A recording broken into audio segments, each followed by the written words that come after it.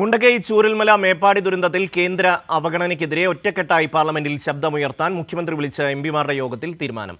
കേന്ദ്രത്തിൽ നിന്ന് പ്രത്യേക സഹായം ലഭിക്കാനായി എംപിമാർ ഒറ്റക്കെട്ടായി സമ്മർദ്ദം ചെലുത്തണമെന്ന് മുഖ്യമന്ത്രി ആവശ്യപ്പെട്ടു. PMAY പ്രകാരം നിർമ്മിക്കുന്ന വീടുകൾക്ക് ബ്രാൻഡിംഗ് നൽകണമെന്ന കേന്ദ്ര തീരുമാനത്തിനെതിരെയും യോഗം ശക്തമായ വിയോജിപ്പ് രേഖപ്പെടുത്തി. പാർലമെന്റിന്റെ ശീതകാല സമ്മേളനത്തിന് മുന്നോടിയായിട്ടാണ് മുഖ്യമന്ത്രി സംസ്ഥാനത്ത് നിന്നുള്ള എംപിമാരുടെ യോഗം വിളിച്ചത്.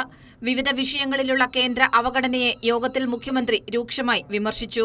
മുണ്ടക്കൈ ചൂരൽമല ദുരന്തത്തെ ദേശീയ ദുരന്തമായി പ്രഖ്യാപിക്കണം എന്നതാണ് കേരളത്തിന്റെ ആവശ്യമെന്ന് മുഖ്യമന്ത്രി പറഞ്ഞു. പ്രതീക്ഷിക്കുന്ന ചെലവ്, വരാനിരിക്കുന്ന ചെലവ് എന്നിവ ഉൾപ്പെടെ 1202 കോടിയുടെ സഹായമാണ് കേന്ദ്രത്തിനോട് ചോദിച്ചത്.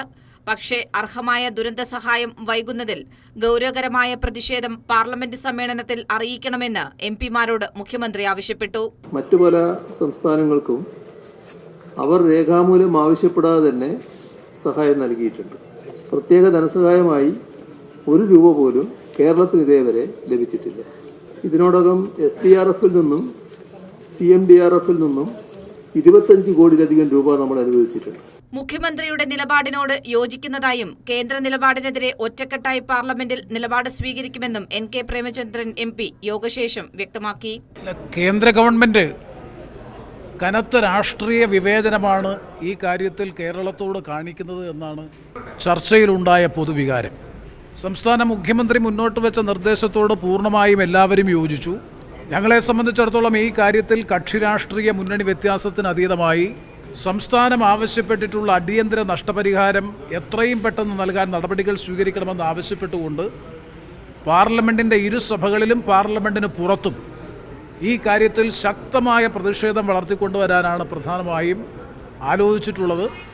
PMAY പ്രകാരം നിർമ്മിക്കുന്ന വീടുകൾക്ക് ബ്രാൻഡിംഗ് നൽകണമെന്ന കേന്ദ്ര തീരുമാനത്തിനെതിരെ എംപിമാർ കേന്ദ്രത്തിൽ ശക്തമായ വിയോജിപ്പ് രേഖപ്പെടുത്തുമെന്ന് മന്ത്രി K. രാജൻ വ്യക്തമാക്കി.